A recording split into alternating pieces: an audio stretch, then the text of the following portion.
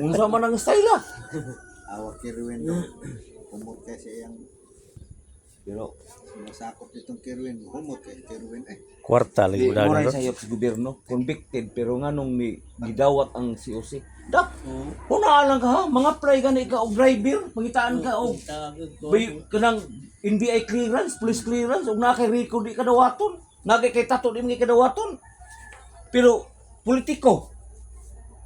Bisan pa og elementary graduate na ka og unsa ka basta dikit ka sa ngano man abi. Nganong pwede man sila mulansad. Pero pang-apply trabaho. Di ka presohan. Mo na naka-diferensya sa Pilipinas. Na preso. Oh, kada klaro naman ginang convicted. Kita hidoon nga. Si Joby Espinosa pa istorya.